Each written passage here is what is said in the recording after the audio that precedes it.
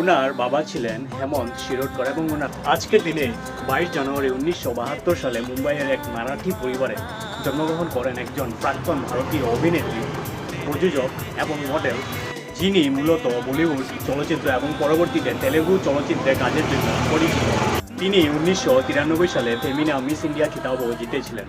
তিনি হলেন নম্রতা শিরোডকর। উনার বাবা ছিলেন হেমন্ত শিরোডকর এবং উনার মা ছিলেন মীনাক্ষী শিরোডকর, একজন প্রখ্যাত অভিনেত্রী। তিনি 1993 সালে মিস ইন্ডিয়া খিতাব জেতার পর মিস ইউনিভার্স প্রতিযোগিতায় ভারতের প্রতিনিধিত্ব করেন এবং ষষ্ঠ স্থান অধিকার করেন। তিনি 1998 সালে জব প্যার কিসি সে হোতা হে চলচ্চিত্রের মাধ্যমে বলিউডে পা রাখেন। তবে সঞ্জয় দত্তের বিপরীতে 1999 সালের ক্রাইম ড্রামা বাস্তব দ্য রিয়েলিটি উনার কেরিয়ারের সবচেয়ে বড় সাফল্য হিসেবে গণ্য করা হয়।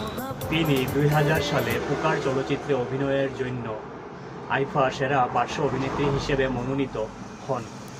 2000 সালে ভামসি চলচ্চিত্রের সেটে তেলেগু সুপারস্টার মহেশ বাবুর সাথে ওনার প্রথম সাক্ষাৎ হয়। দীর্ঘ 5 বছর প্রেমের পর তারা 2005 সালের 10 ফেব্রুয়ারি বিবাহ বন্ধনে আবদ্ধ হন। বিয়ের পর তিনি অভিনয় ছেড়ে পরিবারে মনোযোগ দেওয়ার সিদ্ধান্ত নেন। তাদের 2 জন সন্তান রয়েছে, ছেলে গৌতম কৃষ্ণ এবং মেয়ে সিতারা। অভিনয় থেকে বিরতি নিলেও তিনি বর্তমানে মহেশ বাবুর চলচ্চিত্র প্রযোজনার কাজ এবং অন্যান্য ব্যবসায়িক বিষয়গুলো পরিচালনা করেন এবং সাথে সমাজ সেবামূলক কাজের সাথেও জড়িত হয়ে আছেন। উনার কেরিয়ার মডেলিং, বলিষ্ঠ অভিনয় এবং পরবর্তী জীবনে সুখী পারিবারিক জীবনের একটি চমৎকার উদাহরণ। তিনি 1990 দশকের শেষ থেকে 2000-এর দশকের শুরুর দিক পর্যন্ত বলিউডে নিজের একটি স্বতন্ত্র অবস্থান তৈরি করেছিলেন।